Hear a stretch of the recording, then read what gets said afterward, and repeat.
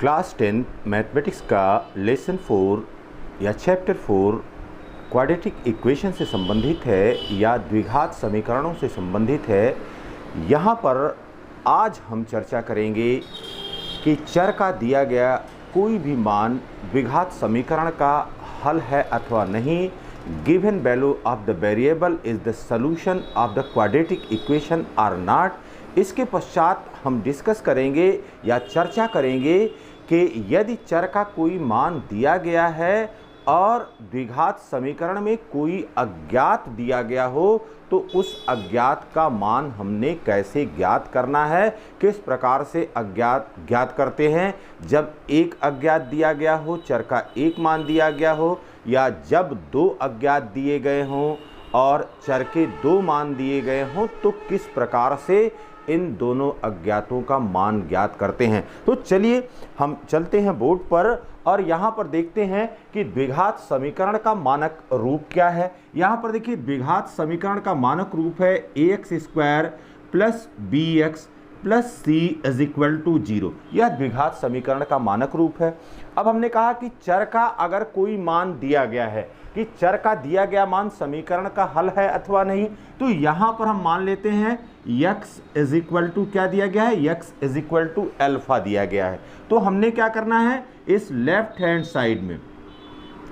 Side में हमने इसका मान रखना है। ये हो गया a alpha square plus b alpha plus c। अब यह कितने के बराबर आ जाना चाहिए, यह 0 के बराबर आना चाहिए और यह राइट हैंड साइड के बराबर हो जाना चाहिए।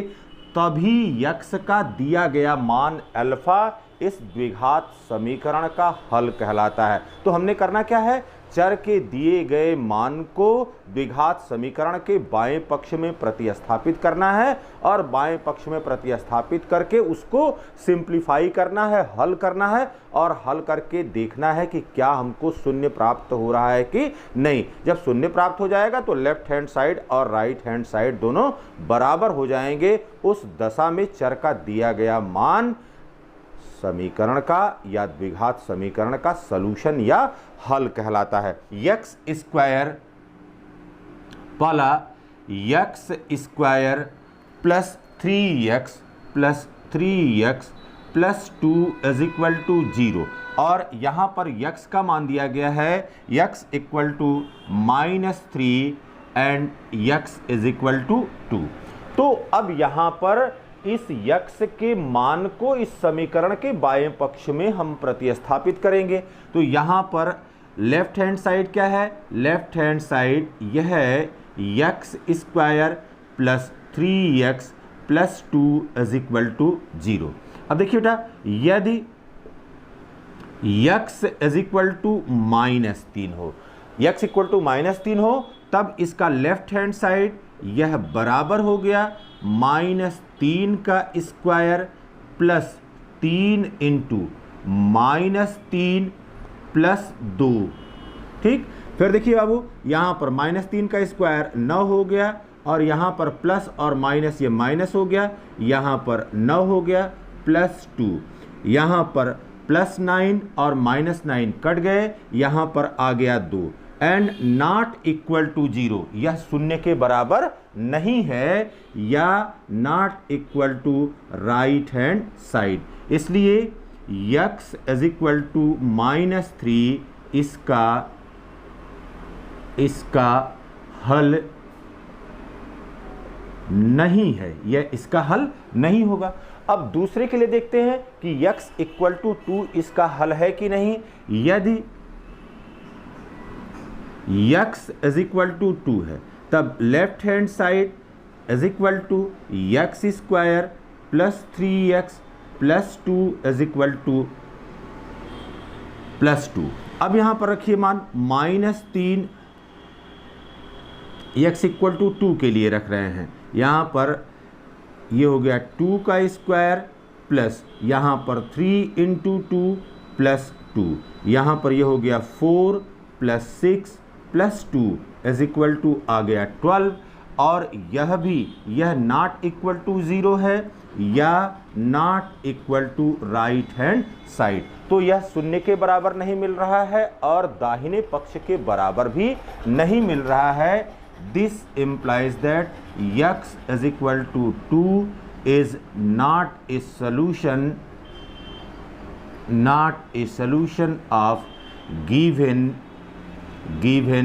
quadratic equation। तो यहाँ पर जो द्विघात समीकरण दिया गया है उस द्विघात समीकरण का यह हल नहीं है। यहाँ पर द्विघात समीकरण दिया गया है x स्क्वायर प्लस √2x - 4 = 0 और यहाँ पर वेरिएबल x का मान √2 और -2√2 दिया गया है। अब इसको हमको चेक करना है कि the given value of the variable is the solution of the quadratic equation or not. तो यहाँ पर अब left hand side is equal to x square plus √2x - 4।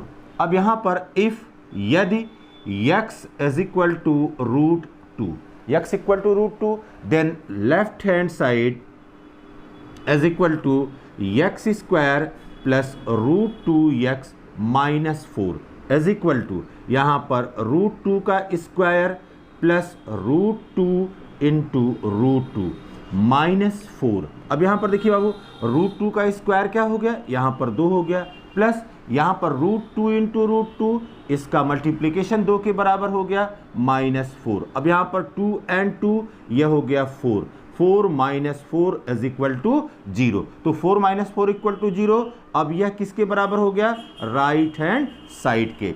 This implies that x is equal to √2 दिए गए द्विघात समीकरण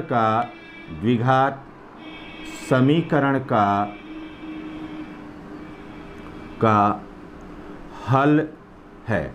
अब यहां पर देखिए, if x is equal to -2√2, if x equal to -2√2, तो यहां पर left hand side is equal to x square plus √2x - 4 is equal to, अब यहां पर -2√2 का होल स्क्वायर प्लस यहाँ पर √2 इंटू -2√2 एंड -4।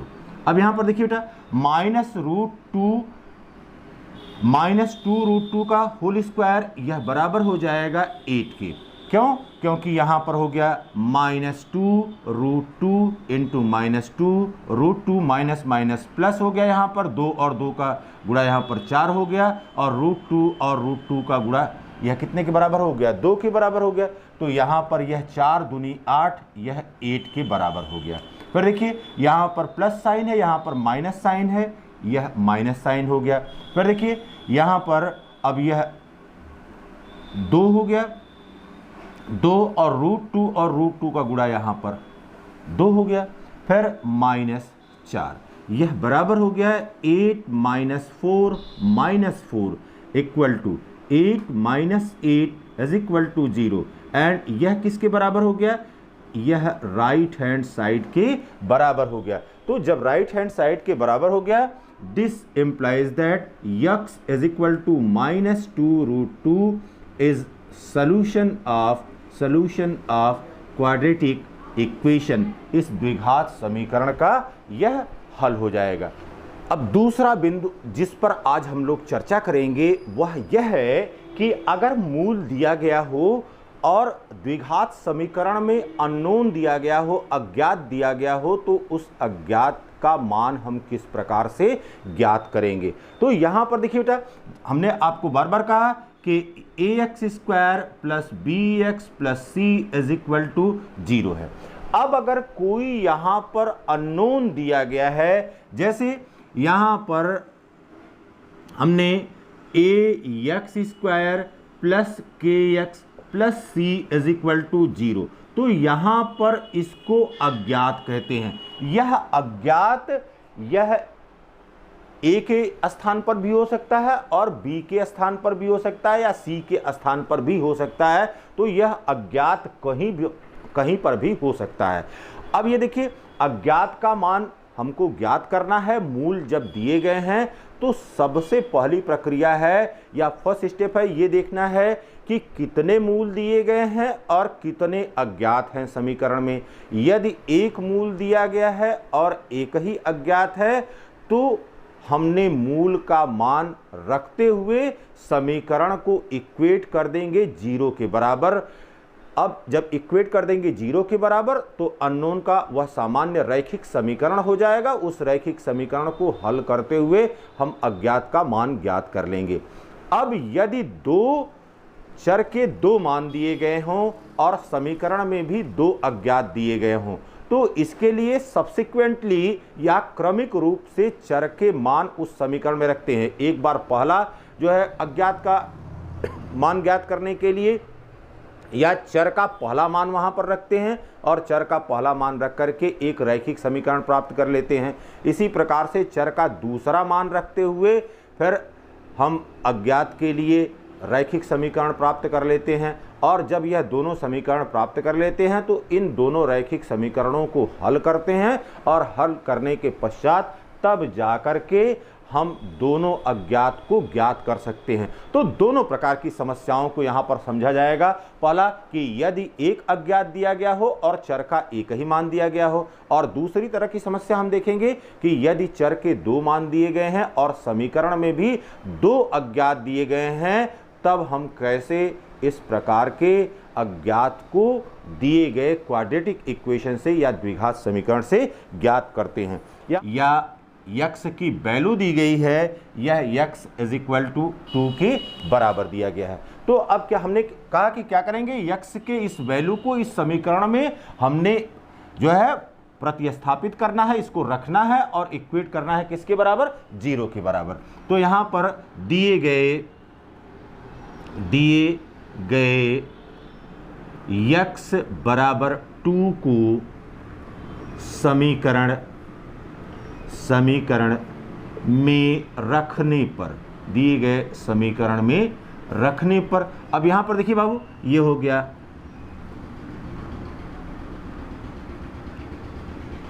k इंटू फिर 2 का square plus 2 into x is equal to 2 minus 3 is equal to 0। अब ये हो गया k into 4 plus 4, 2 into 2 4 minus 3 is equal to 0। This implies that 4k, अब प्लस 4 माइनस 3 ये हो गया plus 1 is equal to 0। This implies that 4k is equal to minus 1 और this implies that k is equal to minus 1/4। तो हमने कहा कि यहां पर दूसरी समस्या है कि यक्स या चर के 2 मान दिए गए हैं और समीकरण में 2 अज्ञात दिए गए हैं। जैसे x square minus 3m x plus 9n is equal to 0 and x is equal to 6 and x is equal to 12। Then m का मान आपको ज्ञात करना है और फिर आपको यन का मान ज्ञात करना है कि यम और यन का मान इस प्रकार से हमें क्या मिलेगा। तो यहाँ पर हमारे पास जो समीकरण दिया गया है इसको देखिए, x square minus 3m x plus 9n is equal to 0। अभी देखिए, यदि if x is equal to 6, पहला मान हमने रखा कि यक्स इक्वल टू 6 है, तब ये क्या हो जाएगा, यहां पर हो गया 6 का whole square minus 3m into 6, 3m into 6 यहां पर हो गया। फिर देखिए प्लस यहां पर 9n इज इक्वल टू 0। फिर देखिए बेटा, ये हो गया 6 का स्क्वायर, यहां पर हो गया 36 माइनस 3 इंटू 6 ये हो गया 18m। फिर plus 9n is equal to 0। ठीक है, अब इसको पक्षांतरित कर देते हैं। This implies that 36 is equal to 18m minus 9n। तो यहाँ पर देखिए इसको हमने दाहिनी ओर पक्षांतरित किया, ट्रांसफर किया, तो जो माइनस था वो प्लस हो गया, जो प्लस था वो माइनस हो गया। This implies that 18m minus 9n is equal to 36। ये पहला लीनियर इक्वेशन हमको मिल गया जब हमने x इज इक्वल टू 6 यहाँ पर रखा। इसी तरह से x के दूसरे मान को रखते हुए, x इज इक्वल टू 12 रखते हुए दूसरा लीनियर इक्वेशन निकालेंगे। ये हो गया 36m minus 9n is equal to 144। ये दूसरा लीनियर इक्वेशन मिल गया। समीकरण 2 से एक को घटाने पर, सब्सट्रैक्ट कर दीजिए, घटाने पर ये हो गया 18m इज इक्वल टू 108 हो गया। अब देखिए, इसलिए m इज इक्वल टू यहाँ पर हो गया 108/18 और यहाँ पर m इज इक्वल टू कितना हो गया, ये हो गया 6। This implies that m is equal to 6। तो पहला अननोन हमको किसके बराबर मिल गया, पहला अननोन हमको 6 के बराबर मिल गया। अब किसी भी समीकरण में आप इस मान को रख दीजिए और n का मान तब आपको मिल जाएगा। यहाँ पर अब रखिए, देखिए ये हो गया समीकरण 1 में m इज इक्वल टू 6 रखने पर, और जब रख दिया तो ये हो गया 18m minus 9n is equal to 36 है। ये हो गया 18 into 6 minus 9n is equal to यहाँ पर हो गया 36। फिर देखिए ये हो गया 108 माइनस 9n